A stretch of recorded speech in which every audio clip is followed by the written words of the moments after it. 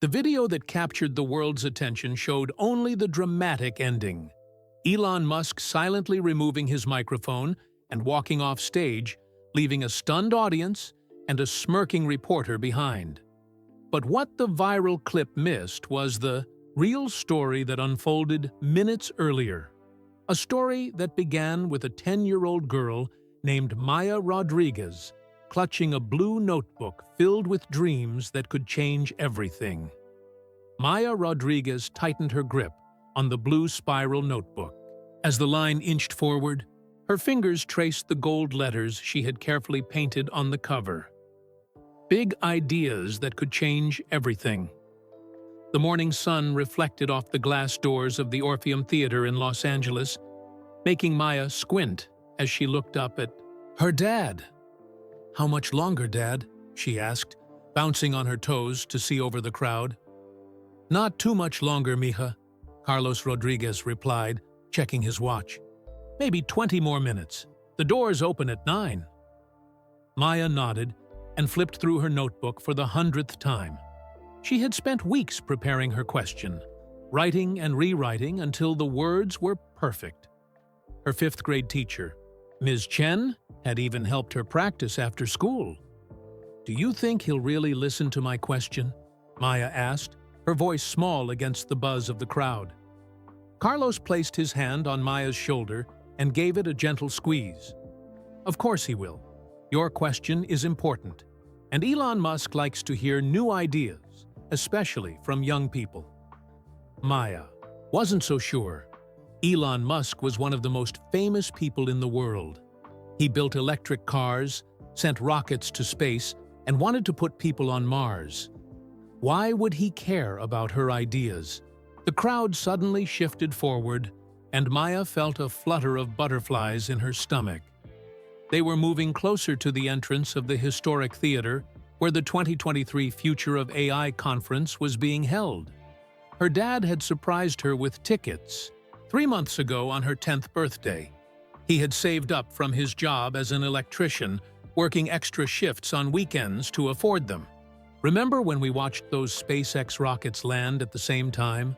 Carlos asked, noticing Maya's nervous expression. "You said that was the coolest thing you'd ever seen." Maya smiled at the memory. She had been 7 years old, sitting on their worn living room couch, mouth open in amazement as 2 rocket boosters descended from the sky and landed perfectly in unison. That was the day she decided she wanted to be an engineer. "I remember," she said, clutching her notebook tighter. "Mom made us special rocket-shaped cookies to celebrate." The mention of her mother made both of them quiet for a moment.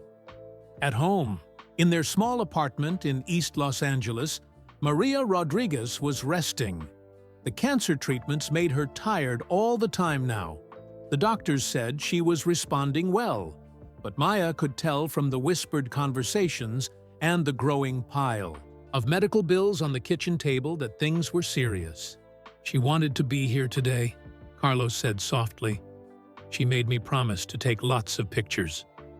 Maya nodded and patted the phone in her pocket that her parents had given her for emergencies. "I'll take some good ones for her." The line moved again, this time bringing them under the theater's grand marquee. The sign above now read, "Future of AI Conference, featuring Elon Musk," in bold letters. People all around them chatted excitedly, many wearing Tesla or SpaceX t-shirts. A woman behind them tapped Carlos on the shoulder. "Is this your daughter? She seems a bit young for a tech conference." Before her dad could answer, Maya turned around. "I'm working on designs for affordable medical monitoring devices," she said confidently, the way Ms. Chen had taught her to speak about her science projects.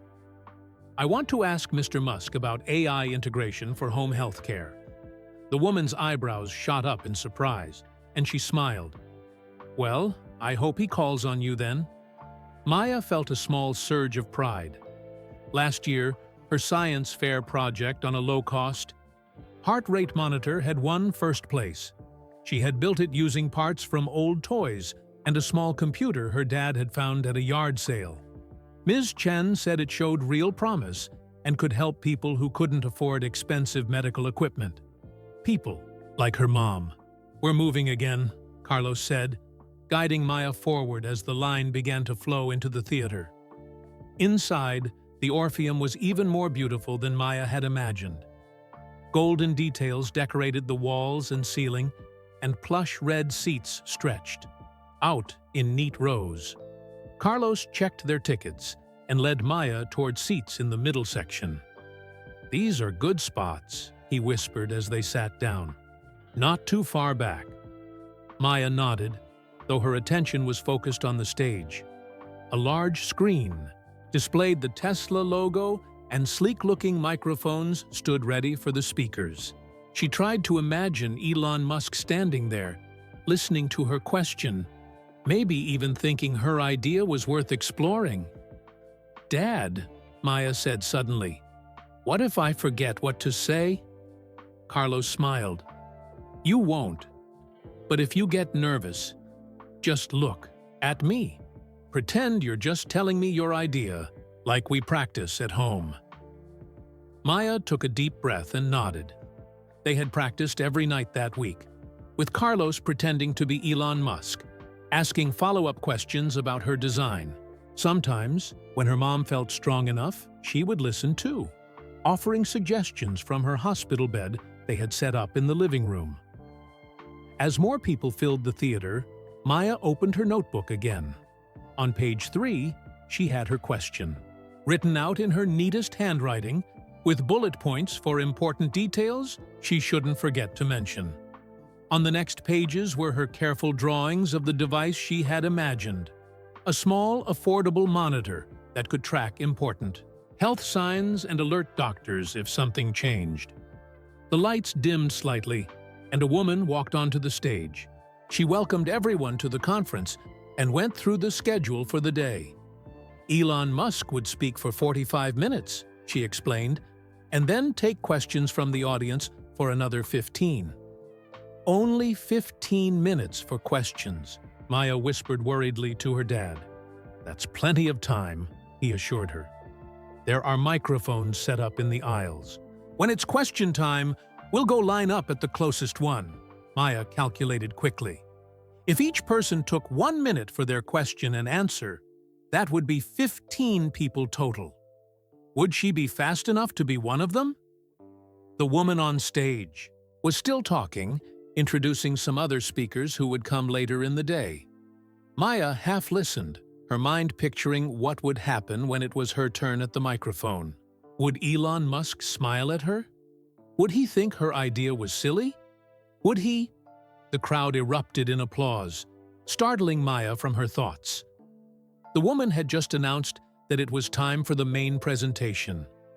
Maya sat up straighter in her seat, holding her breath as the stage lights brightened. And then, there he was. Elon Musk walked onto the stage wearing a black t-shirt and dark jeans. He gave a casual wave to the cheering audience and adjusted the microphone. Maya felt like she was watching one of his videos come to life. "It's really him," she whispered, her eyes wide with wonder. Carlos squeezed her hand. "It's really him, mija. And soon, he's going to hear your amazing idea." Maya smiled, her nervousness giving way to excitement. This was her big day, her chance to share her idea with someone who could really make it happen. Maybe, just maybe, it could be the start of something that might help her mom and other people like her. The crowd quieted as Elon Musk began to speak, and Maya leaned forward, ready to listen to every word. "Thanks for coming out today," Elon Musk said, his voice filling the theater. He stood casually by the podium, one hand in his pocket. "I want to talk about where we're headed next with AI and robotics." The giant screen behind him lit up with the image of a sleek, humanoid robot. Maya gasped along with the rest of the audience. "This is the Tesla Optimus Gen 2, Elon continued, gesturing toward the screen. "We've made significant improvements since last year's prototype. This robot can now help with basic household tasks, simple manufacturing jobs, and even some caregiving functions. At the word caregiving, Maya shot a glance at her dad. Carlos nodded, understanding her excitement. Maybe robots like this could help look after Mom when they were at school and work. The key breakthrough has been in the neural net processing, Elon explained, walking across the stage with slow, measured steps. Despite his casual clothes, there was something powerful about him. Maya thought he looked tired. There were dark circles under his eyes. But when he talked about technology, his face lit up. Maya scribbled notes in her book, trying to write down everything important. She didn't understand all the technical words, but she got the main ideas. The robot could learn by watching humans. It could be gentle enough to handle eggs without breaking them. It could recognize faces and understand simple conversations. We're still at least 2 years from mass production, Elon said. But the potential to help people, especially the elderly and those with health challenges, is enormous. Maya turned to a fresh page in her notebook and wrote in large letters, "Ask about medical monitoring for Optimus." Elon moved on to talk about Mars. Images of the red planet appeared on the screen, followed by drawings of glass domes where people could live. The first crewed Mars mission is still on track for 2026, he said. We've overcome the radiation shielding problems I mentioned last year, and the life support systems have now run continuously for 3 years in our test facility. The audience applauded. Maya found herself clapping too, even though Mars wasn't her main interest. There was something contagious about Elon's vision. The way he talked about the future made it seem like anything was possible. Before we send humans, Elon continued, we're launching 12 more supply missions. The first habitats will be built by robots before any people arrive. He showed videos of robot arms assembling structures in a desert testing ground. Maya was fascinated by how the machines work together, almost like a team of people. "Dad," she whispered, "do you think I could design robots someday?" "Absolutely," Carlos whispered back. "You're already good at building things." Maya smiled, remembering how she'd taken apart an old toy car to use its motor for her science project. She hadn't been sure it would work, but when she connected the wires and the little heartbeat sensor started beeping, she'd felt like the smartest person in the world. On stage, Elon was now talking about Tesla's newest solar roof tiles. "The efficiency has improved by 22%, he said. "And we've cut production costs almost in half." He explained how homes could now generate more power than they used, sending extra electricity back to the grid. "This isn't just good for the environment," he said. "It saves people money. Energy should be abundant and affordable for everyone." The word affordable caught Maya's attention again. That was the key to her idea too, making medical technology that regular families could actually buy, not just rich people or big hospitals. As Elon continued his presentation, Maya noticed how he moved around the stage. Sometimes he seemed confident, gesturing broadly with his hands. Other times he looked down at his feet, or paused like he was searching for the right words. He wasn't a perfect speaker like the politicians she sometimes saw on TV, and that made Maya like him more. He seemed real. "We're also making progress with Neuralink," Elon said, showing a video of a monkey playing a video game using only its thoughts. The interface between brain and computer is getting more sophisticated. Eventually, this technology could help people with paralysis regain movement or communicate more easily. Maya wrote, "Brain computer for Mom," then quickly crossed it out. Her mom wasn't paralyzed, she was just weak from the cancer treatments. Still, Maya wondered if there could be some way to make her mom's life easier with technology. "Last thing before I take your questions," Elon said, glancing at his watch. The new Tesla smartphone will launch next month. Unlike other phones, it can connect directly to our Starlink satellite network, which means you'll have service literally anywhere on Earth. The crowd murmured with excitement. Maya turned to her dad. That would be good for emergencies, right? Carlos nodded. Very good. No more dead zones. We've designed it to last 7 years, minimum, Elon continued. I'm tired of the throwaway culture where people replace perfectly good devices every year just to get a slightly better camera. This got a big round of applause. Maya thought about her dad's old phone with the cracked screen that he refused to replace because it still works fine. That's all I've got for the presentation, Elon said, taking a sip of water from a bottle on the podium. Now I'd like to hear from you. There should be microphones set up around the room for questions. Maya's heart jumped into her throat. This was it. Question time. We'll go line up now, Carlos whispered, standing up. Come on. Maya clutched her notebook and followed her dad into the aisle. Already, people were forming lines at each of the 4 microphones placed around the theater.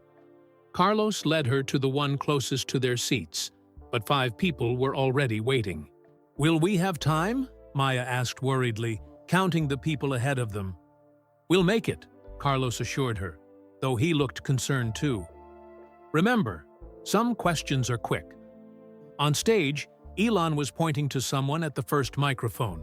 A tall man in a suit asked a complicated question about stock prices. Maya tried not to fidget as Elon gave a detailed answer. The line moved forward as the next person stepped up to ask about battery recycling. Maya counted the people ahead of her again. 4 now. She opened her notebook to her question page and silently practiced what she would say. As Maya waited in line, her thoughts drifted to the reason behind her question. Her mother, Maria. Just 3 weeks ago, they had sat together at the kitchen table while Maya worked on her notebook. "What are you writing, Mija?" her mother had asked, leaning over to look at Maya's careful drawings. It's a small device that can check your heartbeat, breathing, and temperature all at once, Maya had explained, and it sends alerts if something's wrong. Her mother had smiled weakly, the colorful scarf wrapped around her head bright against her pale skin. "Like a tiny doctor that never sleeps," she'd said. "Exactly," Maya had replied, excited that her mom understood. And it wouldn't cost much to make. Everyone could have one. The idea had come to Maya 2 months earlier, after a scary night when her mother's fever had spiked suddenly. By the time they realized how high it was, they had to rush to the emergency room. The doctor said they should have come sooner. If they had known earlier, her mom might not have needed to stay in the hospital for 3 days. After that, Maya started researching. She borrowed books from the library about medical devices. She watched YouTube videos about simple electronics projects. She even emailed a professor at UCLA who studied healthcare technology, though she never got a reply. "The line's moving," Carlos said now, bringing Maya back to the present. They shuffled forward as the person asking about battery recycling finished their question. Elon was explaining something about new chemical processes that could recover 98% of materials from old batteries. Maya glanced around the theater. The other question lines were just as long as theirs. At the far microphone, she noticed a man in a dark blazer who kept checking his watch and typing on his phone. He looked impatient, unlike the excited fans around him.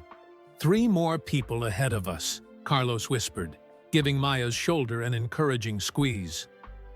On stage, Elon called on someone from a different microphone line. A woman asked about Tesla's plans for smaller, more affordable cars. "We're actually working on a compact model priced under $25,000, Elon replied. "It should be ready for production next year." This answer got a big round of applause. Maya clapped too. though her mind was still on their apartment back in East Los Angeles. Their home was small, just 2 bedrooms, with Maya's mom now sleeping in the converted living room so she could avoid the stairs. The walls were thin, and sometimes Maya could hear her mother's labored breathing at night, even through her closed bedroom door. Before getting sick, Maria had worked as a nurse's aide at a retirement home. She knew a lot about caring for people and had taught Maya how to check vital signs and recognize when something might be wrong. Now, those same skills helped Maya take care of her mother on the days when Carlos had to work late. "The doctors say I'll get better," Maria often told Maya. "But even when I do, there are so many people who need better ways to monitor their health at home." That was another reason for Maya's project. It wasn't just for her mom, it was for all the people who couldn't afford fancy medical equipment or regular doctor visits. The health monitor in Maya's design would cost less than $50 to make. It used simple parts and could run for months on a single battery. Her science teacher, Ms. Chen, had been impressed with the prototype Maya had built. "This could really help people," Ms. Chen had said, examining the crude device with its blinking lights and small digital display. "Have you thought about how to get your idea to the right people?" That question had stuck with Maya for weeks. Who were the right people? Then her dad had surprised her with tickets to see Elon Musk. And suddenly, the answer seemed clear. If anyone could take her simple idea and make it real for people around the world, it would be someone like him. "2 more people ahead of us now," Carlos said. Maya nodded, watching as Elon answered a question about solar energy storage. He used his hands a lot when he talked, drawing invisible diagrams in the air. Even when the questions were complicated, he tried to give answers that everyone could understand. Maya looked down at her notebook again, making sure she remembered all her points. Her device would be small enough to wear like a watch. It would track heart rate, breathing, temperature, and movement. It would send alerts to family members' phones if something seemed wrong. And most importantly, it would be cheap enough for families like hers to afford. She thought about the pile of medical bills on their kitchen table that grew taller each month. Her dad worked overtime whenever he could, but insurance didn't cover everything.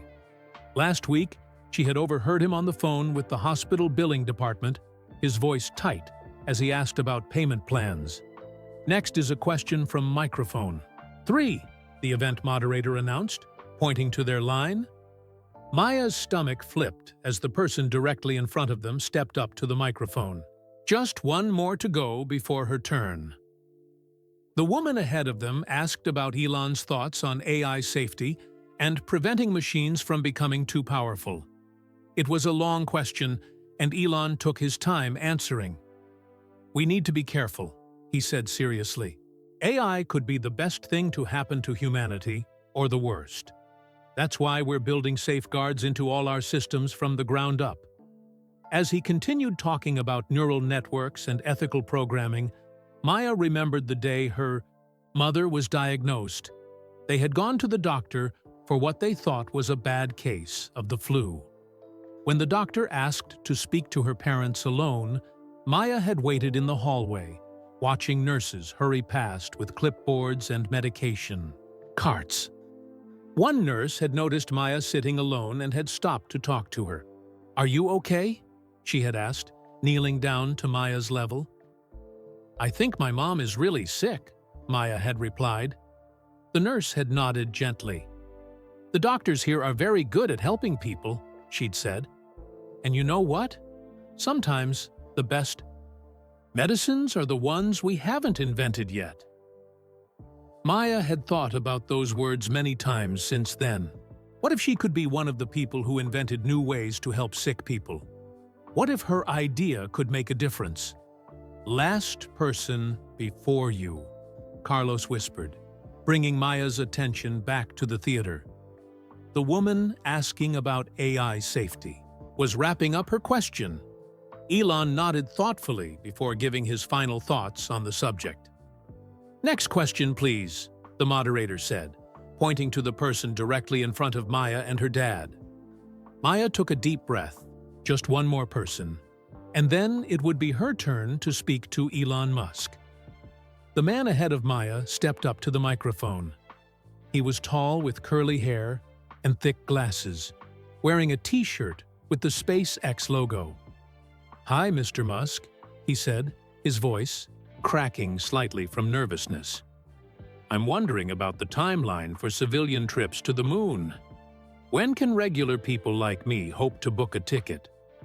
Elon smiled. "Great question. We're looking at the first civilian lunar flyby within 3 years. Landing missions will take longer, probably 5 to 7 years. As for cost..." He paused, looking thoughtful. "Initially, it'll be expensive. Think tens of millions per seat. But our goal is to get that down to the price of a luxury car within a decade." The SpaceX fan looked thrilled with this answer and asked a quick follow-up about training requirements, before thanking Elon and stepping away from the microphone. "Next question," the moderator said, pointing directly at Maya and her father. Carlos gave Maya a gentle nudge forward. "You're up, mija." Maya froze. The microphone stand was too tall for her to reach comfortably. As she approached, she realized she would need to stand on her tiptoes to speak into it. "Hold on," the moderator said, noticing Maya's predicament. She whispered something to an assistant, who quickly brought over a small step stool and placed it in front of the microphone. A few people in the audience chuckled kindly. Maya felt her cheeks grow warm as she stepped onto the stool. While this was happening, Maya noticed movement at another microphone station across the theater. The man, in the dark blazer she had spotted earlier, the one who kept checking his watch, was talking urgently to someone beside him. He seemed agitated, occasionally glancing toward the stage with an intense expression. "Go ahead," the moderator encouraged Maya with a warm smile. Maya opened her mouth to speak, but no words came out. The entire theater seemed to be watching her. Elon Musk himself was looking directly at her, waiting patiently. She glanced back at her dad, who gave her an encouraging thumbs up. "Take your time," Elon said, his voice softer than when he had been presenting. Maya took a deep breath and looked down at her notebook. She could do this. She had practiced. But before she could begin, a commotion broke out near the other microphone. The man in the dark blazer had pushed his way to the front of his line. "Mr. Musk," he called out loudly, ignoring the protests of people around him. "Victor Chen from Tech Truth News. Before we wrap up, I need to ask something important." The moderator frowned and spoke into her headset. 2 security guards began moving toward Victor's microphone. "I believe it's this young lady's turn," Elon said firmly, gesturing toward Maya. "Let's hear her question first." Maya felt a mixture of relief and anxiety as attention returned to her. She cleared her throat and finally found her voice. "Hello, Mr. Musk. My name is Maya Rodriguez," she began, speaking carefully into the microphone. "I'm working on a design for an affordable medical monitoring device that could help people like my mom who are sick and need constant checking." Elon's expression changed, becoming more focused. He nodded for her to continue. "I wanted to ask if you think AI could be used in small, cheap devices to recognize health problems early and alert doctors before things get really bad." Maya was surprised by how steady her voice sounded.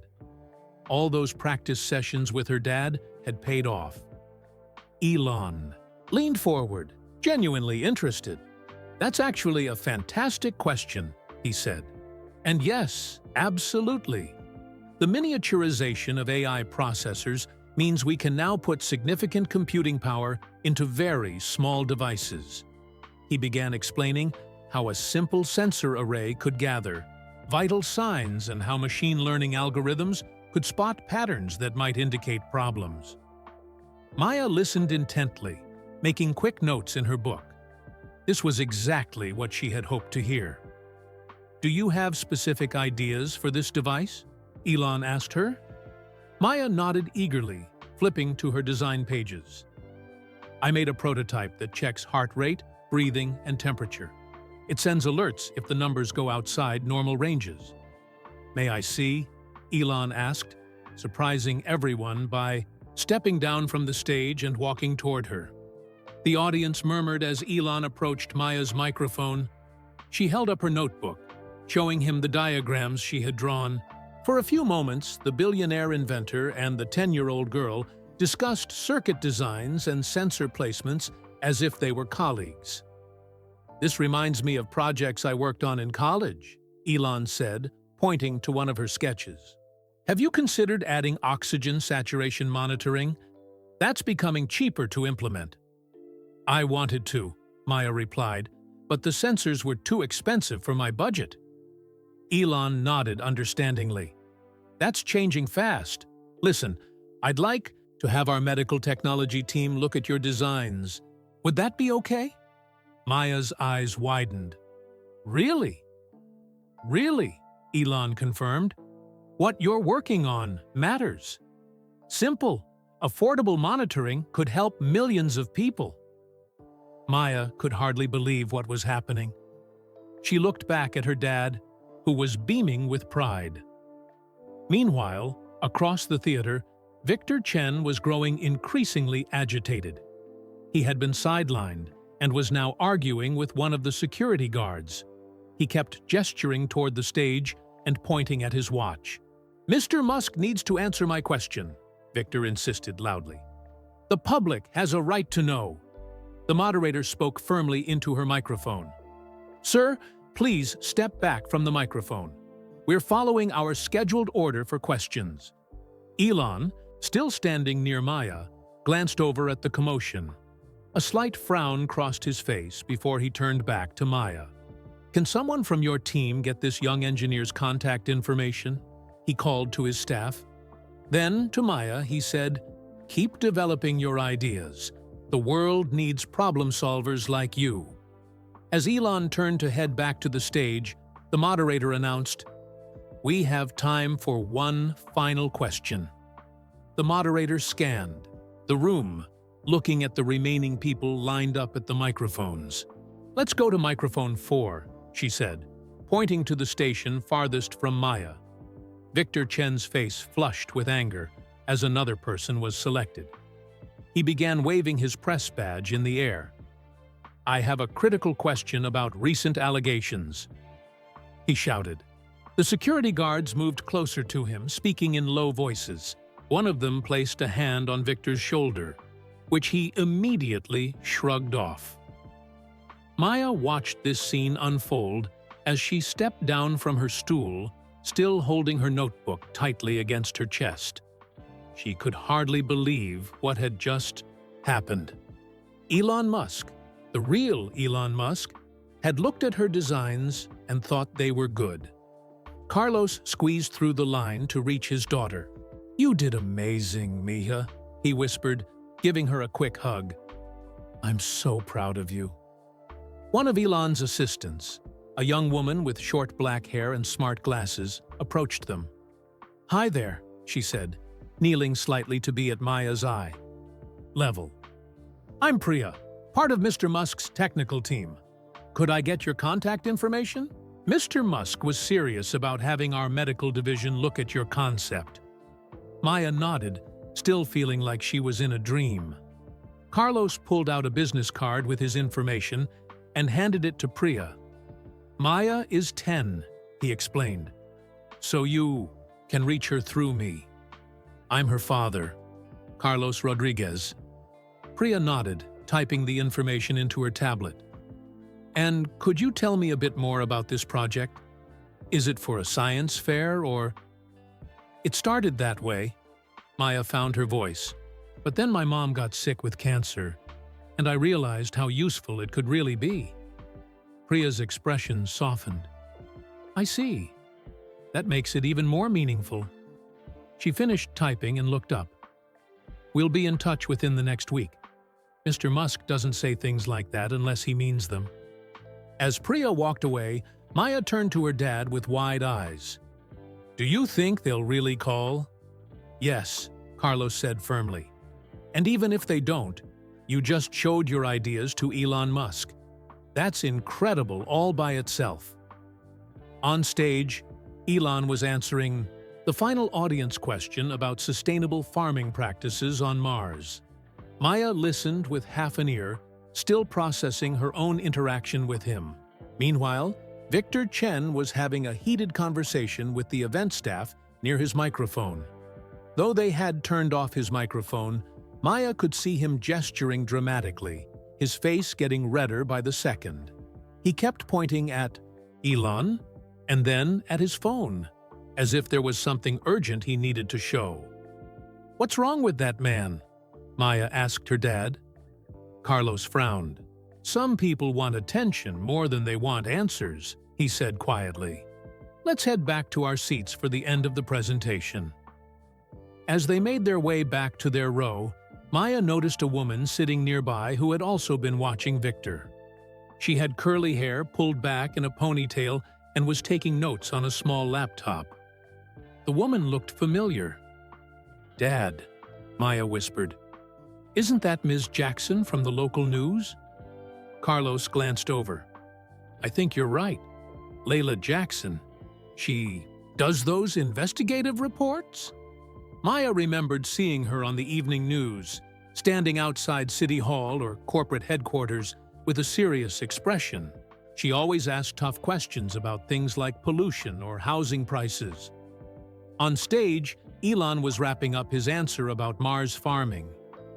If we want to become a multi-planetary species, we need to learn to grow food efficiently in hostile environments.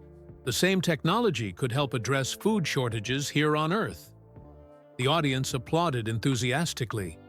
The moderator stepped forward, preparing to close the session. Thank you all for your excellent questions, she began. Unfortunately, we're out of— Wait!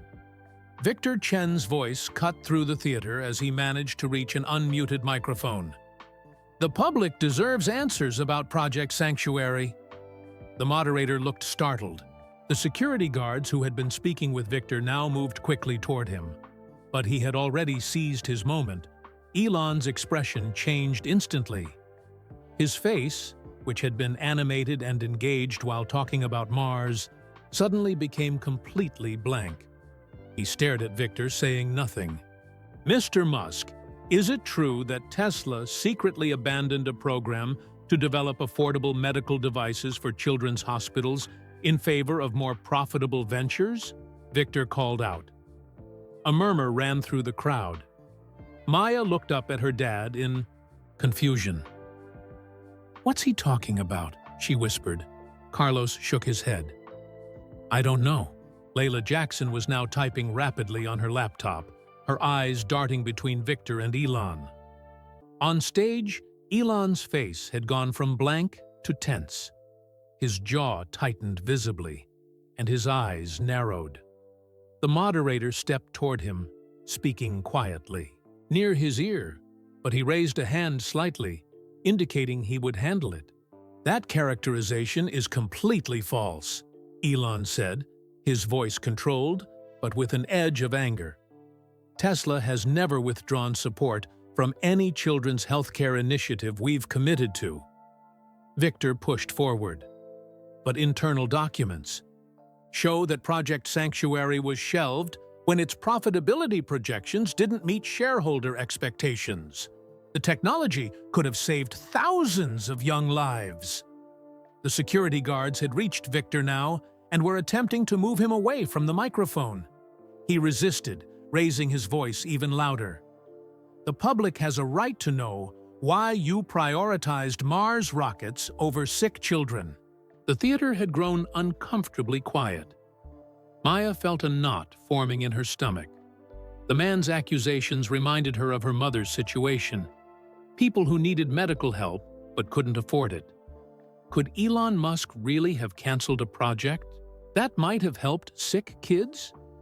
Elon had gone very still on stage. His hands gripped the podium tightly, knuckles turning white. When he finally spoke, his voice was low and controlled. Project Sanctuary was never shelved, he said. It was reorganized and expanded under our nonprofit foundation precisely because we didn't want profit considerations to limit its impact. Your internal documents are either fabricated or woefully misinterpreted. Victor struggled against the ED, security guards, still trying to speak. Then why haven't we seen any products from it in 3 years? Where's the moderator finally managed to cut his microphone. The security guards were now physically removing Victor from the theater as he continued shouting silently. Elon took a deep breath, visibly trying to compose himself. Maya watched him carefully, wondering what was going through his mind. "I apologize for the interruption," the moderator said quickly. "And that concludes our question and answer session.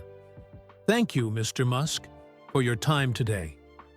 The audience began applauding, but it was hesitant, uncertain. Something had shifted in the room's atmosphere. Elon stood at the podium, his fingers still gripping the edges.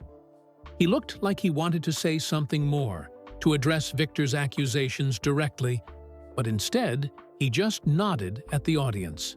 The applause continued, growing slightly stronger but still lacking the enthusiasm from earlier. "Before we wrap up," Elon said suddenly, leaning toward the microphone again, "I want to clarify something." The applause faded as everyone waited to hear what he would say. "Healthcare technology has always been a personal priority for me," he began, his voice steadier now. "My cousin died from childhood cancer when I was younger. It's not something I discuss publicly often, but it's one reason why medical innovations matter to me beyond business considerations." Maya listened intently, surprised by this personal revelation. She glanced at her dad, who was watching Elon with newfound respect. "Project Sanctuary wasn't cancelled," Elon continued. "It evolved into what we now call the Vital Initiative, which focuses on bringing medical technology to underserved communities worldwide. We chose not to publicize it heavily because we wanted the work to speak for itself.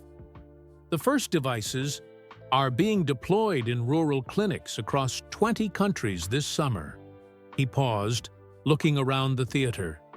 His eyes seemed to find Maya for a brief moment before moving on. "That's why I was particularly interested in the young lady's question earlier. Her approach to affordable monitoring aligns perfectly with our goals.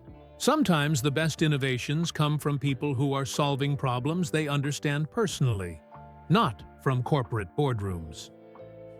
The audience applauded again, more genuinely this time. Maya felt a surge of pride and relief. Not only had Elon remembered her question, but he'd connected it to something important to him. "Thank you all for coming today," Elon concluded. "The future belongs to those who build it." With that, he stepped away from the podium. The moderator returned to thank him and to announce a short break before the next session of the conference. People began standing, stretching, and talking among themselves about what they had just witnessed. "He mentioned you again," Carlos said to Maya, squeezing her shoulder gently. "You made quite an impression."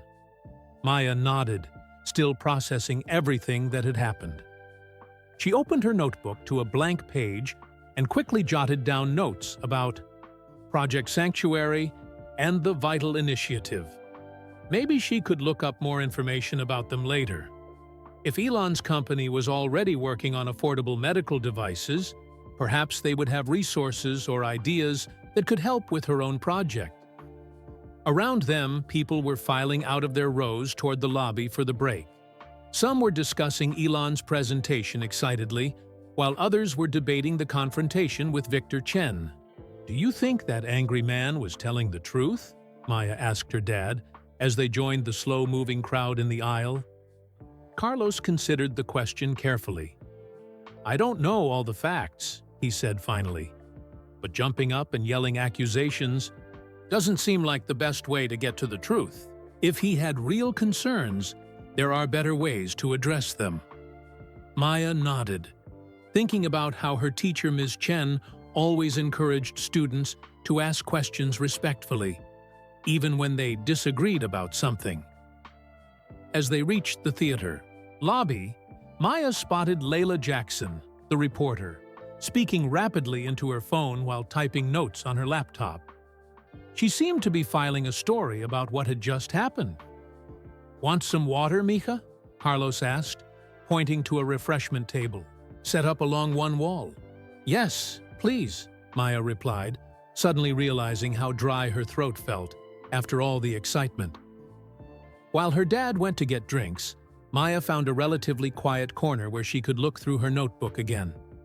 She turned to the pages where she'd shown her designs to Elon and noticed something she hadn't seen before. In the corner of one page was a small note that hadn't been there previously. "Contact Dr. Patel at Vital EM." Maya's heart raced. Elon Musk had written in her notebook, and he'd given her a specific person to contact about her idea. She carefully ran her finger over the handwritten note, making sure not to smudge it. "Here you go," Carlos said, returning, with 2 water bottles. "What's got you so excited?" Maya showed him the note. "Elon wrote this when he was looking at my designs." Carlos leaned closer to examine the small handwriting. "That's amazing," he said, looking genuinely impressed. "Dr. Patel must be one of the scientists working on the Vital initiative," he mentioned. "Do you think we could find this doctor online?" Maya asked hopefully. "We can certainly try," Carlos replied. "Once we get home, we'll look." He was interrupted by an announcement over the theater's speaker system. "Ladies and gentlemen, the next session will begin in 5 minutes. Please return to your seats." Maya took a quick drink of water. "Should we go back inside?" Carlos checked the conference schedule on his phone. "The next session is about AI ethics in healthcare. That sounds relevant to your interests. What do you think?" "Definitely," Maya agreed. She was eager to learn more, especially now that her project might have a real chance of being developed further. As they made their way back to their seats, Maya noticed additional security guards stationed around the theater. 2 were positioned near the door where Victor Chen had been escorted out. The confrontation had clearly put everyone on alert. They had just settled back into their seats when Maya spotted Priya, Elon's assistant, scanning the crowd. When Priya noticed Maya, she began making her way toward them. "Hello again," Priya said when she reached their row. "Mr. Musk asked me to let you know that he'd like to speak with you briefly after this next session, if you're available." Maya's mouth fell open in surprise. Carlos looked equally shocked. "Of course we're available," Carlos replied quickly. "Where should we meet him?" "There's a small conference room behind the stage," Priya explained. "I can escort you there when the session ends. It should only take about 15 minutes of your time." Maya could hardly contain her excitement. "He really wants to talk to me again?" Priya smiled. "He was quite impressed with your project. It's not often that Mr. Musk requests follow-up conversations after events like this." After Priya left, Maya turned to her dad with wide eyes. "Can you believe it? We're going to meet with Elon Musk in a private meeting." "It's incredible," Carlos agreed, looking both proud and slightly overwhelmed. "Your mom won't believe it when we tell her." Maya's thoughts immediately went to her mother. "Can we call her now, before the next session starts?" Carlos checked his watch and nodded, pulling out his phone. He dialed home and put the phone on speaker, keeping the volume low so as not to disturb others around them. After 3 rings, Maria's tired voice answered. "Trapanits. Hello? Mom!" Maya whispered excitedly. "You won't believe what happened." "Maya, how was the conference, mi amor?" "It was amazing." I asked my question, and Elon Musk came down from the stage to look at my notebook. He wrote a note in it and everything. Maria's voice perked up. "Really? That's wonderful." "And that's not all," Carlos added. "We're meeting with him privately after the next session. He wants to talk more about Maya's medical device idea." There was a moment of silence on the line, and then they heard a small sob. "I'm so proud of you, Mia," Maria said, her voice thick with emotion. So proud. His company is already working on affordable medical devices," Maya continued eagerly. "It's called the Vital Initiative. Maybe they can help make my idea real, and then it could help people like you, Mom." "That would be," Maria began, but her words were cut off by a fit of coughing. Maya and Carlos exchanged concerned glances. "Are you okay, Maria?" Carlos asked when the coughing subsided. Yes," she assured them, though her voice sounded weaker. "Just tired today. The medicine makes my throat dry." "We should let you rest," Carlos said gently. "We'll call again after the meeting with Elon." "Please do," Maria replied. "I want to hear everything. Love you both." "Love you too, Mom," Maya said just before Carlos ended the call. Maya felt a mix of emotions: excitement about the upcoming meeting with Elon, pride in her project being recognized, but also worry about her mother. The reminder of why her medical device mattered so much made everything feel more urgent and important. The lights in the theater dimmed, signaling the start of the next session. On stage, a panel of experts was being introduced, including doctors and AI researchers. "Listen carefully," Carlos whispered to Maya. "You might learn something that could help with your project before we meet with Elon." Maya nodded, opening her notebook to a fresh page. She was ready to take notes, but her mind kept returning to the private meeting that awaited them after the session. What would Elon Musk want to discuss with her? And could his company really help turn her simple idea into something that might one day help her mother and others like her? The panel discussion began, but Maya found it hard to focus. She was almost there, almost at a moment that could change everything. Maya tried her best to concentrate on the healthcare AI panel. The speakers discussed how artificial intelligence could help doctors diagnose diseases earlier and more accurately. One woman, a doctor from Johns Hopkins Hospital, explained how AI systems could spot patterns in medical data that humans might miss. "This is especially important for patients who don't have access to specialists," the doctor said. AI could bring expert-level diagnostic capabilities to remote or underserved areas. Maya wrote this down, thinking about how it connected to her own project. If her monitoring device could use AI to analyze the data it collected, it might become even more helpful for people like her mom. Carlos nudged her gently. "Are you getting ideas?" he whispered. Maya nodded, sketching a quick diagram in her notebook. She added a note. "Ask about simple AI for pattern recognition in vital signs." The panel continued, but Maya's mind kept drifting to her upcoming meeting with Elon Musk. What would she say? Should she ask about the note he'd written in her notebook? She flipped back to that page, looking again at his handwriting. "Contact Dr. Patel at Vital, EM." Outside the main doors of the theater, there was a sudden commotion. Maya turned, along with many others in the audience, to see what was happening. Security guards were speaking into their radios, and one of them moved quickly toward the doors.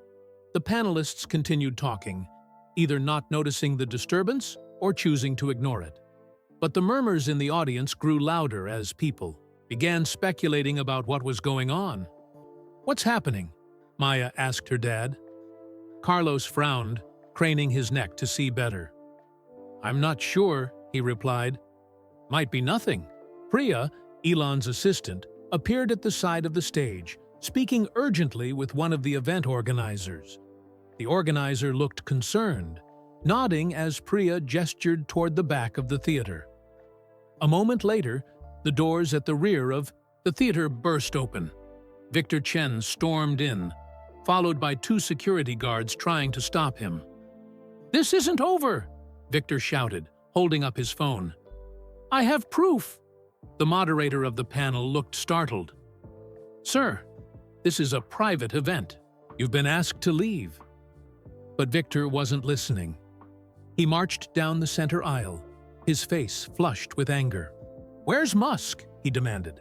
"The public deserves answers." The security guards caught up to him, each taking one of his arms. "Sir, you need to come with us now," one of them said firmly. Victor struggled against their grip. "Let go of me. I'm press. The people have a right to know about Project Sanctuary." Maya clutched her notebook tightly, feeling uncomfortable with the scene unfolding before her. She glanced at her dad, who looked equally concerned. "Maybe we should leave," Carlos whispered. Before Maya could respond, there was more movement at the back of the theater. Elon Musk himself had appeared in the doorway, accompanied by two more security personnel. He surveyed the situation with a frown. Victor spotted him immediately. "Musk," he called out, "tell them to let me go. Answer my questions." Elon didn't approach. Instead, he spoke quietly to one of the security guards beside him, who nodded and moved toward the commotion in the center aisle. The panel moderator tried to regain control of the situation. "Ladies and gentlemen, we're going to take a short break. Please remain seated. We'll resume in a few minutes." The panelists looked at each other uncertainly, some gathering their notes, while others whispered among themselves. Priya was now making her way through the crowd toward Maya and Carlos. When she reached them, she looked apologetic. "I'm sorry about this disruption," she said quietly. "Mr. Musk has asked me to bring you to meet with him now, rather than after the session. If you're comfortable with that?" Carlos nodded, standing up. "Yes, of course." Maya quickly gathered her notebook and water bottle, eager to get away from the tense atmosphere in the theater. As they began to follow Priya toward a side exit, Victor Chen's voice rose again. "Hey, it's that kid!" he shouted, pointing at Maya. "The one with the medical device. That's exactly what Project Sanctuary was supposed to develop." Maya froze, startled at being singled out. Carlos moved protectively closer to her. "Sir, leave the child out of this," one of the security guards warned Victor. "But don't you see?" Victor continued, addressing the crowd now. "Musk is using this kid as a PR stunt to distract from the project he abandoned." Priya put a hand gently on Maya's shoulder. "Ignore him," she said. "This way, please." They moved more quickly toward the exit. Maya could hear the security guards, finally managing to escort Victor back out of the theater, his protests fading as they went. As they stepped through the side door into a quiet hallway, Maya looked up at Priya. Was what he said true? About my project being like Project Sanctuary? Priya shook her head firmly. "No. Victor Chen is known for twisting facts to create controversy. He's been trying to build his reputation by attacking tech companies." "But there was a Project Sanctuary?" Carlos asked. "Yes," Priya admitted as they walked down the hallway. "It was an early-stage research initiative focused on pediatric healthcare. But as Mr. Musk explained, it evolved into the Vital Initiative, which is actually doing more than was originally planned. It certainly wasn't abandoned." They reached a door marked Conference Room C. Priya paused before opening it. "Mr. Musk is genuinely interested in Maya's ideas," she assured them. "This has nothing to do with publicity or PR. He rarely takes meetings like this, especially during events." Maya believed her. The excitement she'd felt when Elon had examined her notebook had seemed sincere, not like someone putting on a show. Priya knocked lightly on the door, then opened it. "Mr. Musk? I've brought Maya and her father." Maya took a deep breath and stepped forward. clutching her notebook tightly against her chest. Despite the chaos they'd just witnessed, she felt ready for this moment, ready to share her ideas with someone who might actually help make them real. But as she entered the room, Maya was surprised to see not just Elon Musk waiting for them, but several other people as well. Among them was a woman in a lab coat, and Maya wondered if this might be the Dr. Patel mentioned in Elon's note. Maya stepped forward, ready to introduce herself, when a loud commotion erupted in the hallway behind them. The door burst open behind them. Victor Chen stood in the doorway, breathing heavily, his press badge dangling from his neck. Somehow he had broken away from the security guards again. "I knew it," Victor exclaimed, pointing accusingly at the group.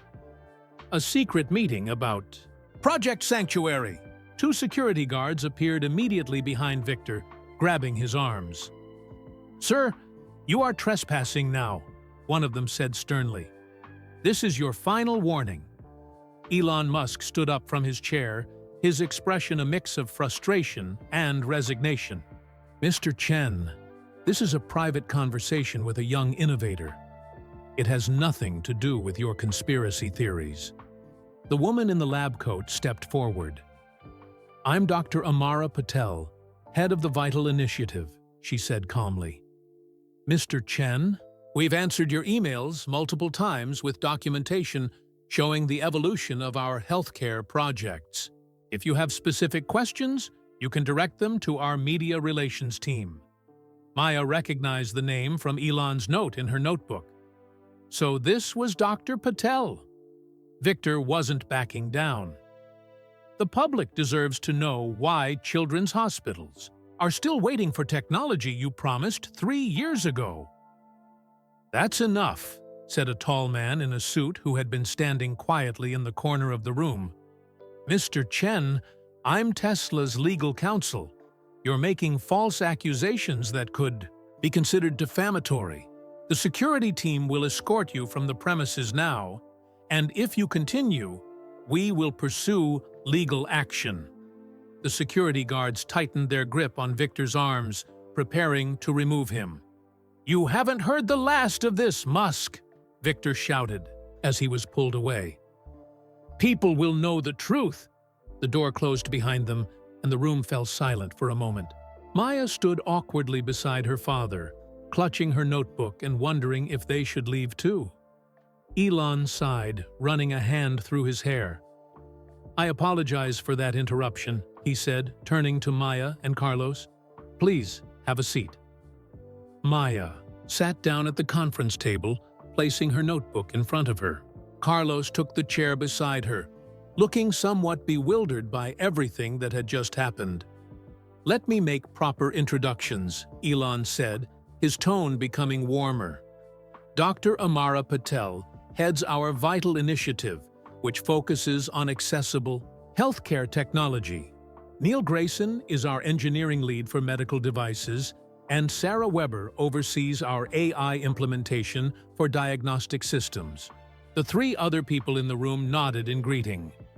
Dr. Patel smiled especially warmly at Maya. "I understand you're working on an affordable medical monitoring device?" Dr. Patel asked. Maya nodded, suddenly feeling shy in front of all these important people. She opened her notebook to her design pages but hesitated to show them. "It's okay," Elon encouraged. "Your ideas impressed me on stage. That's why I wanted you to meet the team." Taking a deep breath, Maya turned her notebook around so everyone could see her sketches. "It's a small device that can monitor heart rate, breathing, temperature, and movement," she explained, her voice growing stronger as she talked about her project. "The idea is that it would be cheap enough for regular families to afford, not just hospitals." Dr. Patel leaned forward with interest. "And what inspired this project?" Maya glanced at her dad, who nodded encouragingly.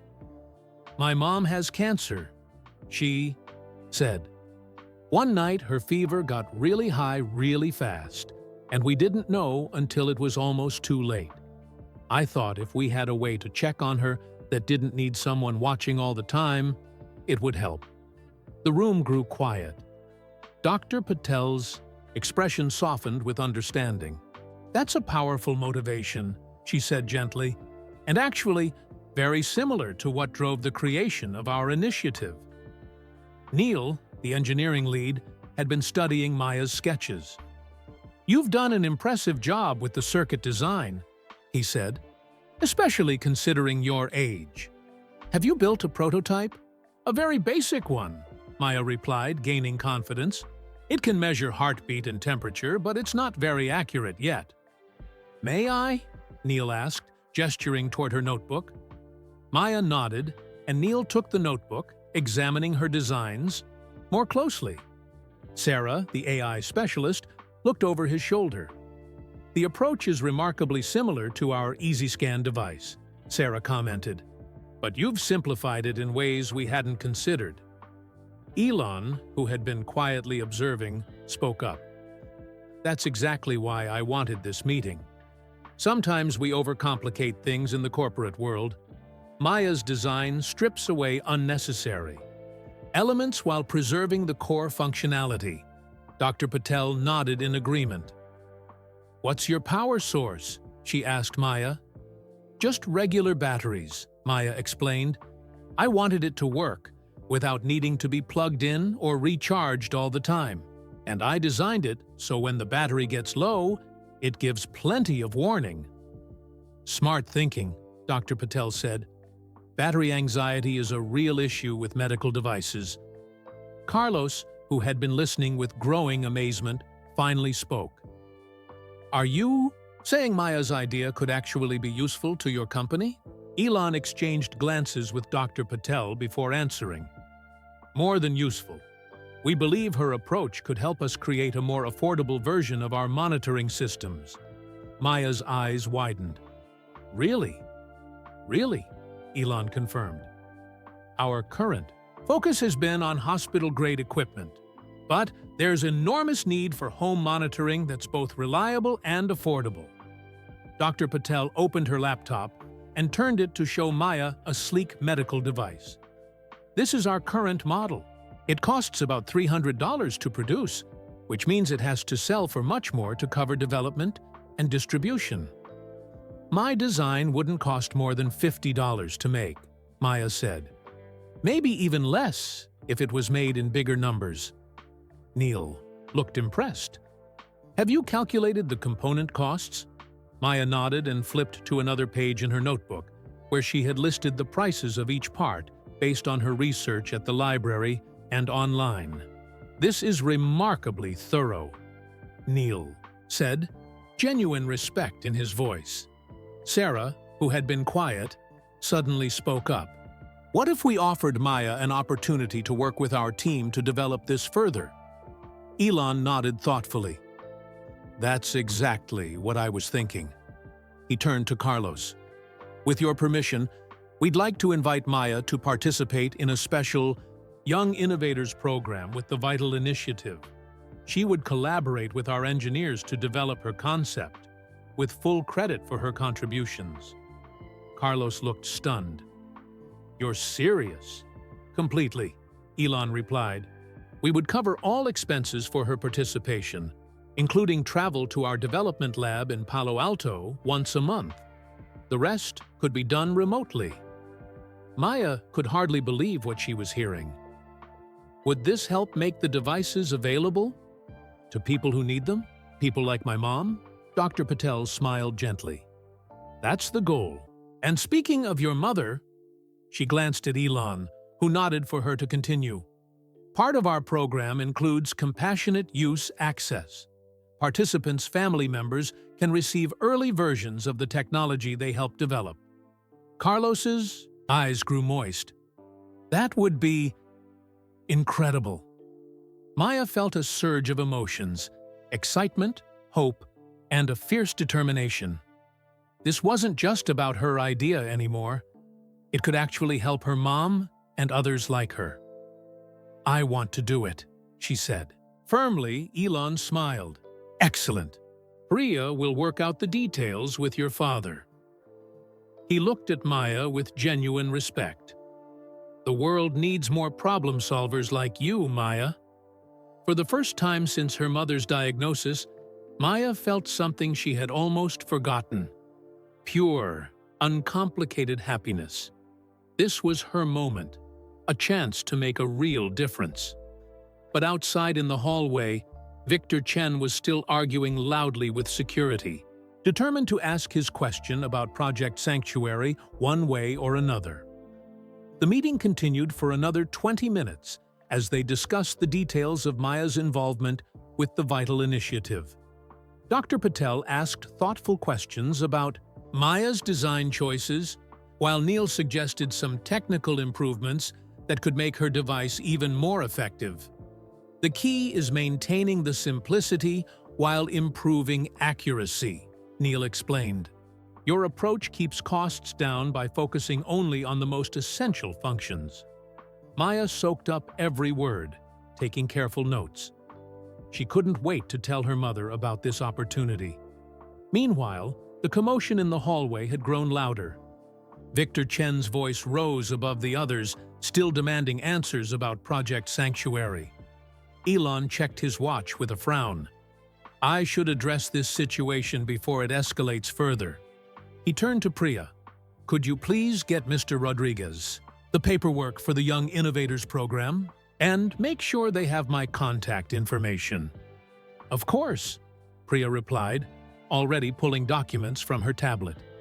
Elon stood and shook Carlos's hand, then turned to Maya with a genuine smile. "Thank you for sharing your ideas today. Your perspective is exactly what we need to make these technologies accessible to more people." Maya beamed with pride. "Thank you for listening. We'll be in touch early next week to set everything up," Dr. Patel added, "and I'd be happy to speak with your mother's doctors about how our monitoring systems might help with her care." As they prepared to leave, the door opened and a security supervisor stepped in. "Mr. Musk, I apologize for the interruption," he said. "The situation is becoming disruptive. Mr. Chen is now speaking to other conference attendees in the lobby, making allegations about the company." Elon's expression darkened. "I see. He's demanding a public response from you," the security supervisor continued. "And he's gathered quite an audience." Dr. Patel looked concerned. "Perhaps we should issue a statement through PR rather than engaging directly." Elon considered this for a moment, then shook his head. "No, if I don't address it, he'll just keep making noise. Better to handle it now." He turned to Carlos and Maya. "Would you mind waiting here with Dr. Patel? I'll have Priya escort you out once this is resolved." "Of course," Carlos replied. Elon nodded and followed the security supervisor out of the room. The door closed behind them, but they could still hear raised voices in the hallway. Dr. Patel tried to maintain a positive atmosphere. "While we wait, Maya, would you like to see some of the prototypes we're working on?" She opened her laptop again, showing Maya images of various medical devices, but Maya found it hard to concentrate. Something about Victor Chen's persistence bothered her. Why was he so fixated on this Project Sanctuary? Was there some truth to his accusations? "Dr. Patel," she asked hesitantly, "what really happened with Project Sanctuary?" Dr. Patel exchanged glances with Neil and Sarah before answering. "It's complicated, but I can explain the basics." She closed her laptop and leaned forward. Project Sanctuary began as an initiative to develop affordable medical monitoring for pediatric patients. It was personal for Elon. His cousin died from childhood cancer when they were young. "That's what he mentioned on stage," Carlos noted. "Yes?" Dr. Patel nodded. "The original plan was to create devices through Tesla's health technology division. But we quickly realized that a for-profit model would limit how many children could access the technology." "So, what happened?" Maya asked. "Elon made the decision to move the entire project to a non-profit foundation instead, Dr. Patel explained. It became the Vital Initiative, which I now lead. We're not constrained by shareholder expectations or profit margins. Our mission is to get these technologies to as many people as possible, regardless of their ability to pay. Then why is Mr. Chen so angry? Maya wondered. Sarah spoke up. The transition wasn't announced publicly at first. There was a period of about 6 months when it appeared the project had gone dormant. Some employees who weren't brought into the new initiative spoke to the press, not understanding the full picture. And Victor Chen has built his career on attacking tech companies, Neil added. He's not interested in the truth, just in generating controversy. This made sense, too. Maya, but she still felt there was more to the story. Before she could ask another question, they heard a commotion from the direction of the main lobby. It sounded like a large crowd had gathered. Priya poked her head in the door, looking worried. Dr. Patel, Mr. Musk is addressing the situation in the main lobby. There are several reporters there now, including Ms. Jackson from the local news. I should be there, Dr. Patel said, standing quickly. Neil, Sarah, please stay with Maya and her father. I'll be back shortly. After Dr. Patel left, an uncomfortable silence fell over the room. Neil busied himself with some documents, while Sarah typed on her phone.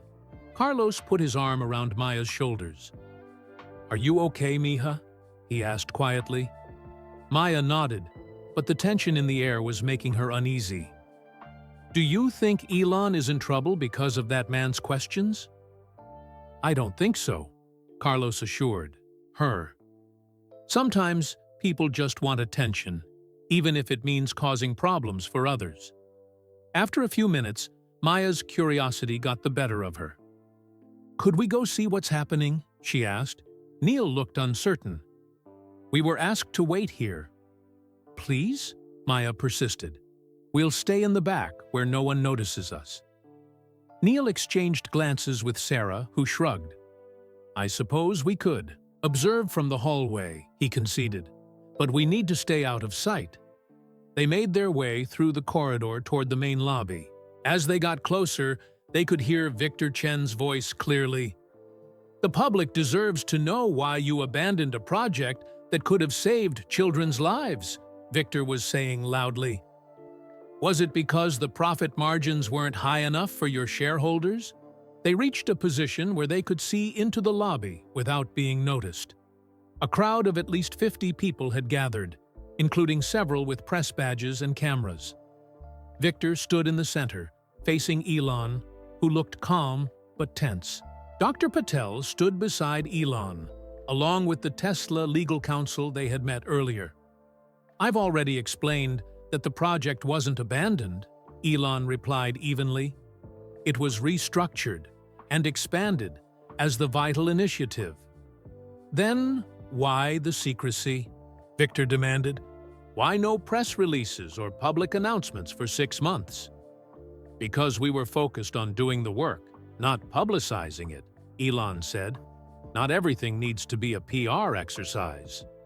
Victor pulled out his phone, holding it up like evidence. I have internal emails showing that Project Sanctuary was considered financially unviable by Tesla's board. Can you deny that? The crowd murmured as Elon paused before answering. Maya could see his jaw tightening, his fingers curling at his sides.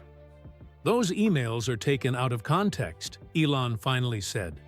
Yes, the board questioned whether a for-profit model was appropriate for pediatric healthcare technology.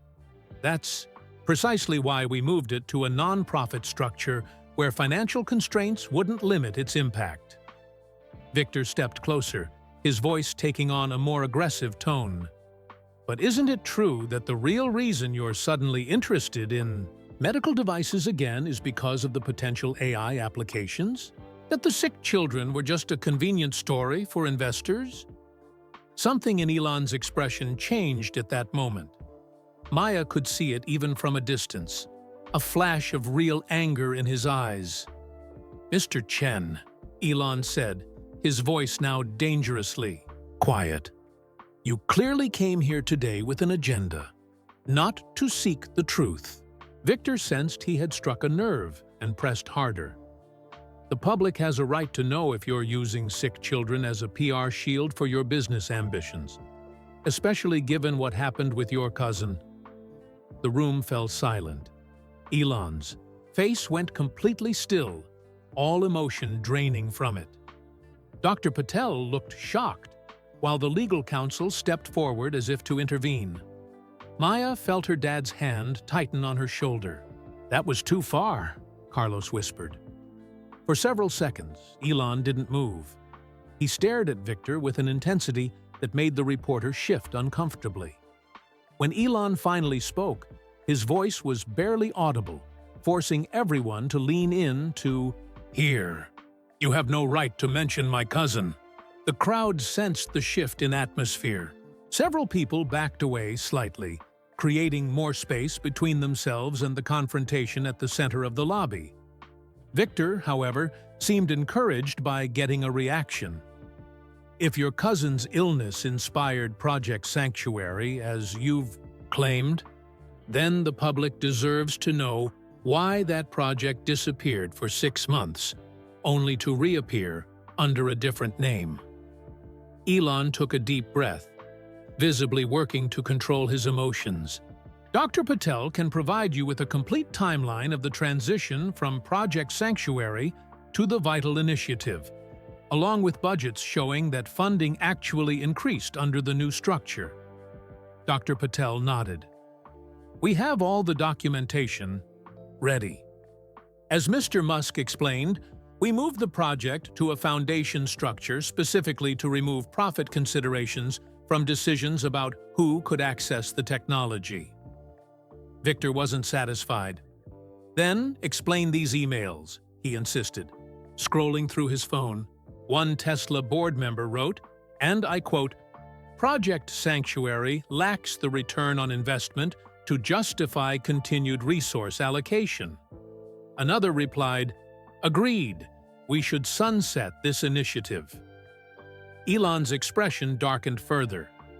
Those emails were part of the very discussion that led to moving the project out of Tesla and into a dedicated foundation. The board was right. Pediatric medical technology shouldn't be evaluated on ROI. That's exactly why we created the Vital Initiative. From their vantage point in the hallway, Maya could tell that many in the crowd were nodding in agreement with Elon's explanation. It made perfect sense to her. Why was Victor refusing to understand? The reporter took a different angle. But the transition wasn't announced for 6 months. During that time, children's hospitals were expecting devices that never arrived. Some even budgeted for equipment they never received. There was a pause in deliveries during the transition. Yes, Dr. Patel acknowledged, but every hospital was informed privately, and all commitments have since been fulfilled. In fact, we've expanded the program to include more hospitals than originally planned. Victor turned back to Elon, his voice rising. "So you admit there was a delay that could have cost lives." Maya saw something change in Elon's expression, a subtle shift from controlled anger to something deeper and more personal. His hands, which had been at his sides, now clenched into fists. "No lives were lost due to the transition," the legal counsel interjected firmly. "That's a baseless and potentially libelous claim, Mr. Chen." But Victor sensed he had found Elon's breaking point and continued pressing. "Your cousin died waiting for medical technology that didn't exist yet. How many other children had to wait because of corporate restructuring?" The crowd gasped at the cruelty of the question. Even some of the other journalists looked uncomfortable. Maya felt tears forming in her eyes. How could someone be so mean? She thought of her mother at home, also waiting for better medical solutions. The idea that anyone would use sick people to score points in an argument made her stomach hurt. On the lobby floor, Elon had gone completely still. For a moment, Maya thought he might shout at Victor or even walk toward him. Instead, he reached up to his shirt collar, where a small microphone was clipped, unplugged it deliberately, and placed it on a nearby table. Without saying another word, he turned and walked away from Victor, toward the exit on the far side of the lobby. The crowd parted silently to let him pass. No one spoke. Victor looked momentarily surprised, as if he hadn't expected this reaction. "Mr. Musk," he called out, "you can't just walk away. The public deserves answers." Elon didn't turn around or acknowledge him in any way. He continued walking, steadily toward the exit. Dr. Patel quickly stepped forward to fill the void. "Mr. Chen, you've received your answers. The documentation you're requesting has already been sent to your email. If you have further questions, please direct them to our Media Relations Department." But Victor wasn't interested in Dr. Patel. He tried to follow Elon, only to find his path blocked by security personnel. "Let him go," one guard said firmly. "This interview is over." Several people in the crowd had their phones out, recording the entire scene. Maya realized with a sinking feeling that videos of Elon walking off stage would be all over the internet within minutes. "Back to the conference room," Neil whispered urgently, guiding Maya and Carlos away from their observation point. "Quickly, before anyone notices us." They retreated down the hallway, reaching the conference room just as people began spilling out of the lobby in different directions. Once inside, Sarah closed the door behind them. "I can't believe what just happened," she said, shaking her head. "That reporter completely crossed the line." Neil looked genuinely upset. To bring up Elon's cousin like that, it was cruel. Julian was only 11 when he died. Elon rarely talks about it. Maya sat down heavily in one of the chairs. Why would Mr. Chen do that? It was so mean. Some people care more about making a name for themselves than about how their words affect others, Carlos said gently, sitting beside her. They waited in uncomfortable silence until Priya returned a few minutes later, looking flustered. "I'm so sorry about that scene," she said. "Mr. Musk has asked me to make sure you get home safely. A car is waiting whenever you're ready." "Is Elon okay?" Maya asked worriedly. Priya's expression softened at the child's concern. "He will be. He just needed some space." She hesitated, then added, "That reporter brought up something very personal. Elon's cousin Julian died from a rare form of leukemia when they were children. It affected him deeply. That's why he cares so much about medical technology," Maya said quietly. "Understanding now." "Exactly," Priya confirmed. The decision to walk away, rather than respond angrily, was probably the best choice. But I'm afraid it will create quite a stir online. Carlos checked his phone and grimaced. "It already has. Videos are being shared everywhere." "Musk walk-off is trending," Sarah noted, looking at her own phone. Maya felt terrible. What had started as one of the most exciting days of her life had somehow turned into this ugly scene, and all because of one reporter who wouldn't listen to reasonable explanations. "Will this hurt the vital initiative?" she asked Dr. Patel, who had just returned to the room. Dr. Patel considered the question carefully. "Actually, it might bring more attention to our work. Sometimes these controversies have unexpected benefits. Mr. Musk asked me to tell you that. This incident changes nothing about your involvement with the program," Priya told Maya. "He's looking forward to seeing how your ideas develop." Maya nodded, feeling slightly relieved. At least something good would come from today. "We should probably go," Carlos said, checking his watch. "Your mom will be waiting for our call." As they gathered their things, Maya took one last look at her notebook, where Elon had written his note. Despite everything that had happened, she still felt a surge of hope. Her idea might actually help people, maybe even her own mother. They followed Priya toward a private exit, where a black Tesla waited for them. As they walked, Maya could hear people in nearby hallways buzzing about the dramatic scene they had just witnessed. Elon Musk walking off stage after being asked that mysterious final question. The Tesla glided silently through the streets of Los Angeles, its autonomous driving system navigating the afternoon traffic with smooth precision. Maya sat in the back seat beside her father, her notebook open on her lap. She was adding notes about everything that had happened, trying to process. The whirlwind day. "Are you okay, mija?" Carlos asked softly. Maya nodded, though she wasn't entirely sure. "I just keep thinking about how excited I was this morning, and then how everything got so complicated." Carlos put his arm around her shoulders. "Life is like that sometimes. But don't forget the amazing things that happened today. Elon Musk himself recognized your talent. You're going to be working with real scientists and engineers on your project." "I know," Maya said, smiling a little. "That part still doesn't seem real." The driver, a friendly woman named Tasha who worked for Tesla, glanced at them in the rearview mirror. "If you don't mind me asking, what project will you be working on with the company?" Carlos looked to Maya, encouraging her to answer. "I designed an affordable medical monitoring device," Maya explained, her confidence returning as she talked about her idea. "It could help people who need their health checked all the time, but can't afford expensive equipment." Tasha looked impressed. "That sounds amazing. My grandmother could use something like that.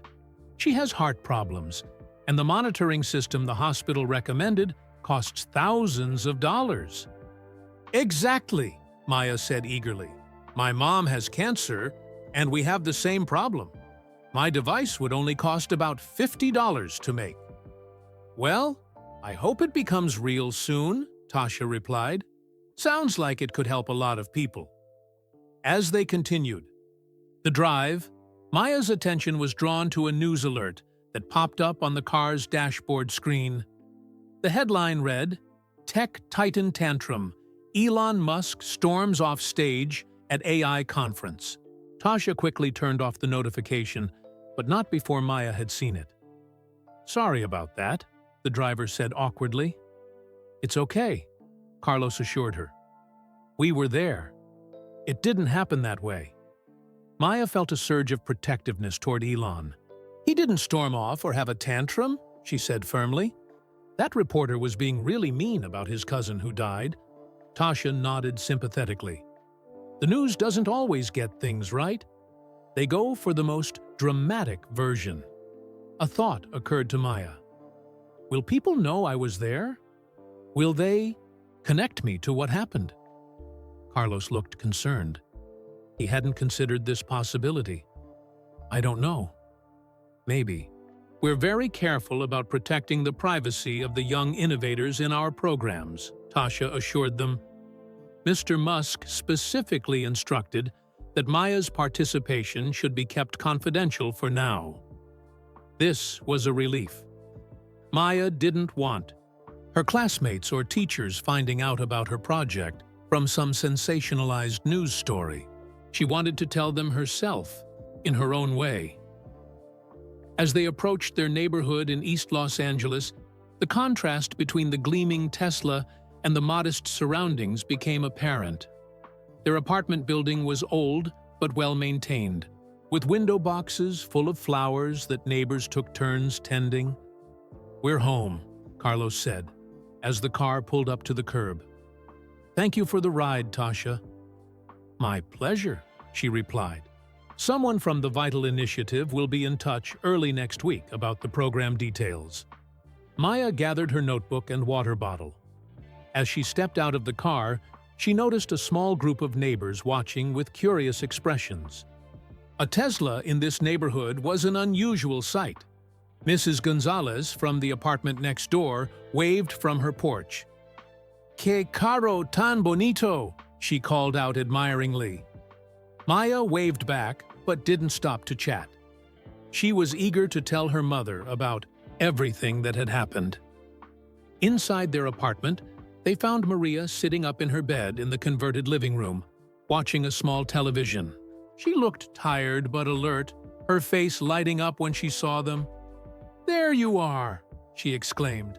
"I was starting to worry." Maya rushed to give her mother a gentle hug. "Mom, it was amazing!" "Well, most of it was amazing." Carlos leaned down to kiss Maria's forehead. "It was quite a day," he agreed. Maria muted the television.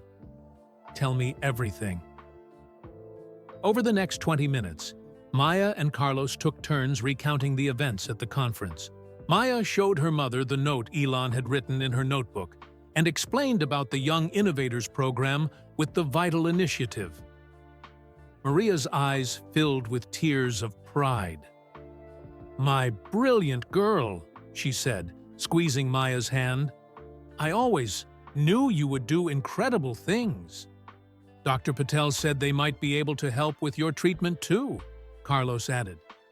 "She wants to speak with your doctors." Hope flickered across Maria's face, an expression Maya hadn't seen in months. That would be wonderful. Just as they were finishing their account of the meeting with the Vital team, Maria's attention was drawn to the television. The sound was off, but the screen showed footage of Elon Musk walking away from a crowd, with a caption below that read, "Musk walks off after controversial question."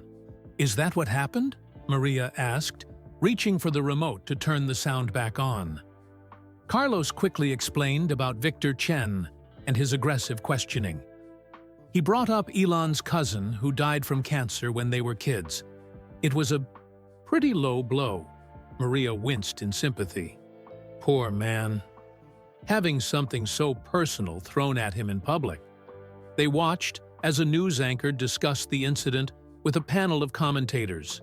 One of them, a tech industry analyst, was saying, "This isn't the first time Musk has abruptly left an interview when confronted with tough questions." "That's not fair," Maya protested. "They're not telling the whole story." Another commentator added, "Sources inside Tesla suggest this may be related to growing concerns about the viability of their healthcare initiatives." "That's not true either," Maya said, becoming increasingly upset. "The Vital Initiative is doing really well. Dr. Patel showed us all their projects." Carlos put a comforting hand on her shoulder. "Unfortunately, this is how news works sometimes. They don't always have all the facts." The broadcast cut to a brief clip of Victor Chen speaking to reporters outside the conference center. "I simply asked for transparency about Project Sanctuary," he claimed. "The public deserves to know why promised medical technology for children's hospitals was delayed." "He's twisting everything," Maya said in frustration. Maria reached for the remote and turned off the television. "Let's not let this spoil your wonderful day," she said firmly. "What matters is that your idea was recognized by people who can help make it real." Maya nodded, trying to push away her anger at the unfair news coverage. She opened her notebook again, showing her mother the design pages that Dr. Patel and Neil had commented on. "They suggested adding oxygen monitoring," she explained, pointing to notes she'd added in the margin. "And Neil said we could make the battery last longer with a different power management system." As Maya continued explaining the technical details, Carlos's phone buzzed with a message. He checked it and looked surprised. "It's from Priya," he said. "Elon wants to know if Maya is okay after everything that happened today." "Tell him I'm fine," Maya said quickly, "and thank him again for the opportunity." Carlos typed a response, while Maya and her mother continued discussing the medical device. A moment later, his phone buzzed again. "Elon says he's glad to hear that," Carlos read, "and he wants Maya to know that sometimes the best response to unfair criticism is to just keep doing good work. He says the Vital team is excited to start working with her next week." Maya smiled, feeling a renewed sense of purpose. Maybe the day hadn't ended perfectly, But the most important part, the chance to develop her idea and help people like her mother, was still moving forward. Outside their apartment, a news van slowly cruised down the street. A reporter in the passenger seat was checking addresses against a list, looking for something or someone. "I think I see a Tesla that just left that building," the driver said, pointing ahead. "Pull over," the reporter instructed. "This might be the lead we're looking for." The news van parked across the street from the Rodriguez apartment building. The reporter, a young woman with ambition in her eyes, checked her notes one more time. "According to my source, Elon Musk had a private meeting with a child inventor right before the walkout incident," she said. "If we can find this kid, we might get a new angle on the story that no one else has."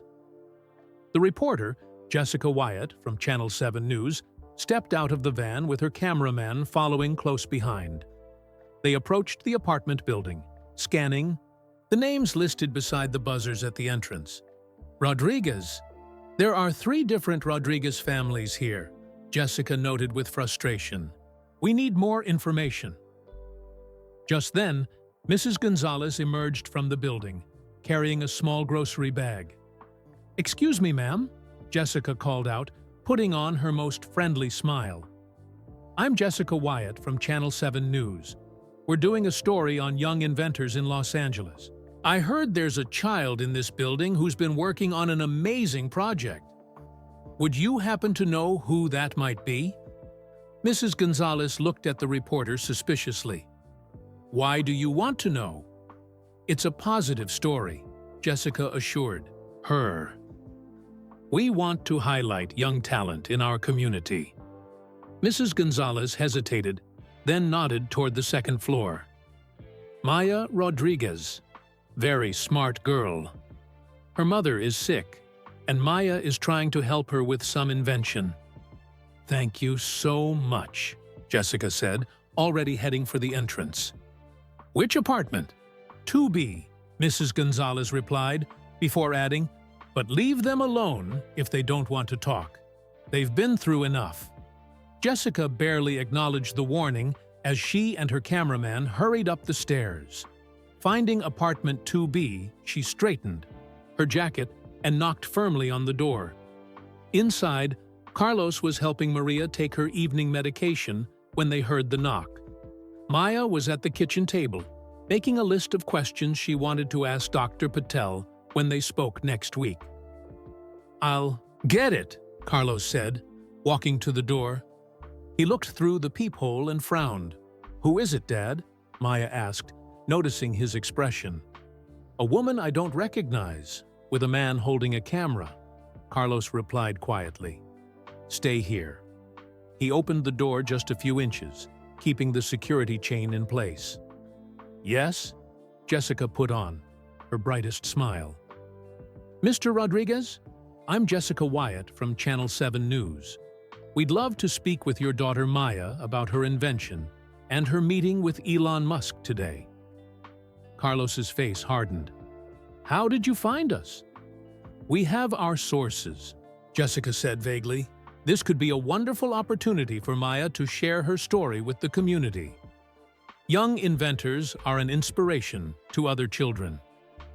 "I appreciate your interest," Carlos said firmly, "but we're not doing any interviews. Please respect our privacy." Jessica wasn't deterred. "Is it true that Maya's meeting with Elon Musk happened just before his dramatic walkout today? Was she in the room when it happened? Viewers would love to hear a first-hand account." Maya had moved closer to the door, listening to the exchange. She could tell the reporter wasn't really interested in her invention, only in the gossip about Elon. "Dad," she whispered, "I don't want to talk to them." Carlos nodded. "As I said, we're not interested. Good evening." He began to close the door. "Wait," Jessica said quickly, wedging her foot in the doorway. "What if we focus on Maya's invention? It could help get funding for her project." "We already have support," Carlos replied, his patience wearing thin. Please remove your foot from my door, or I'll call the police. Jessica reluctantly stepped back. If you change your mind, here's my card. Carlos took the card and closed the door firmly, engaging all the locks. They're just looking for a sensational story, he told Maya and Maria. They don't really care about your invention. Maria looked worried. How did they find our address so quickly? Someone must have talked, Carlos said with a frown. Maybe one of the neighbors saw the Tesla. Maya returned to the kitchen table, but her enthusiasm had dimmed. Is this going to keep happening? Are reporters going to bother us now? Before her parents could answer, Carlos's phone rang. It was Priya.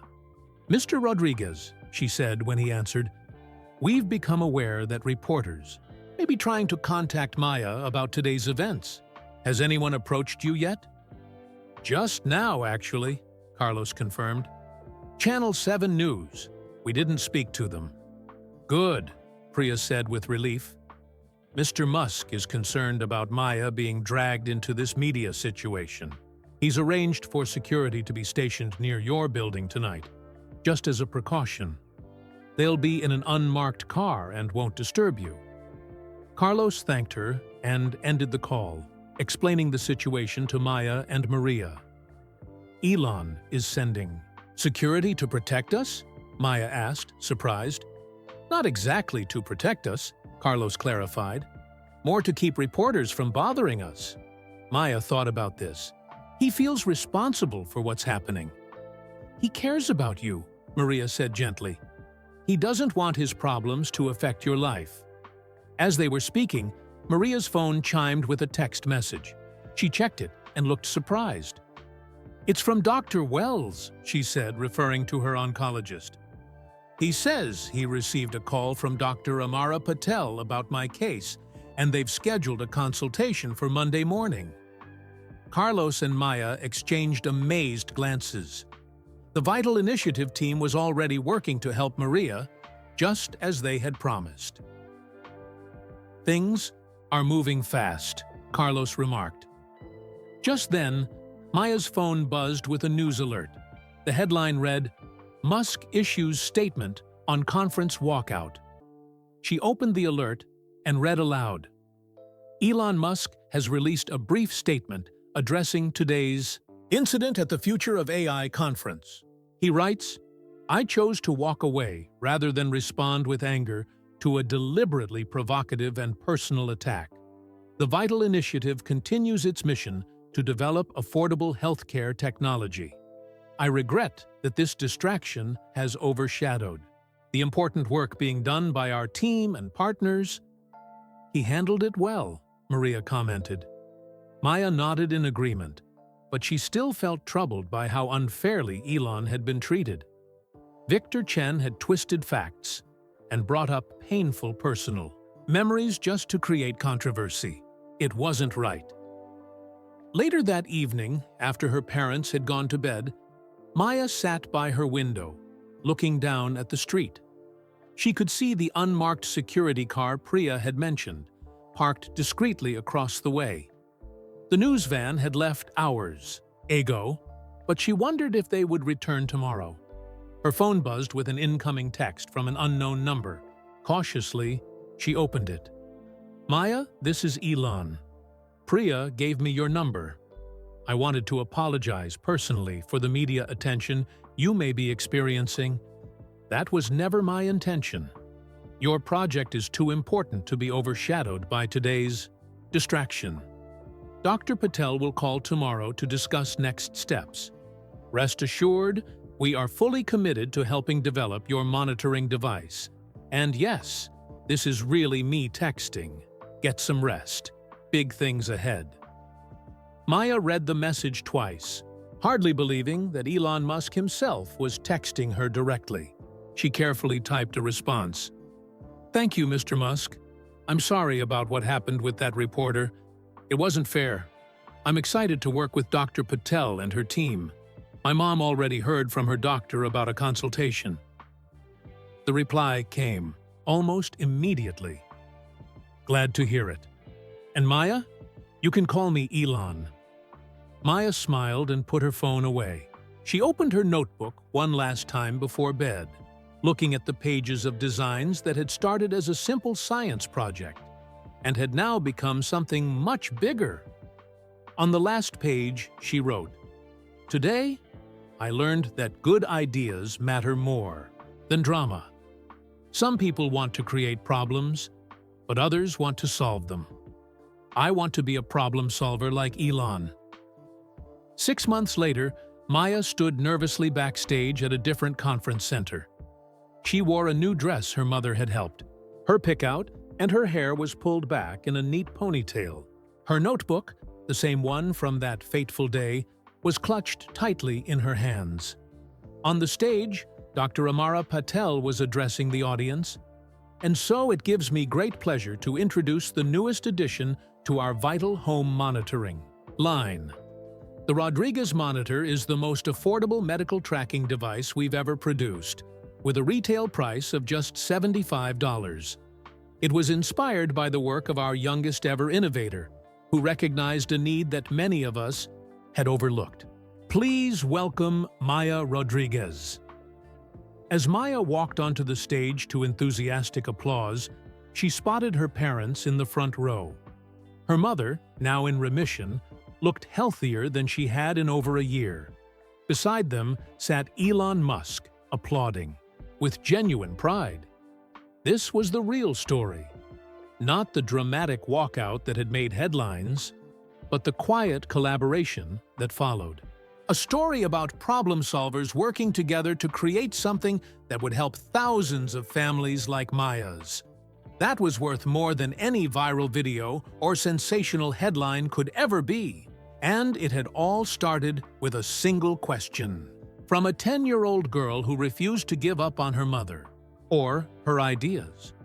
Where are you listening from today? I'd love to know in the comments below. If you enjoyed this story, please hit the like button and subscribe to our channel for more inspiring and thought-provoking content like this. We post new stories every week that blend real-world events with emotional narratives you won't find anywhere else. Don't forget to share this video with your friends and family.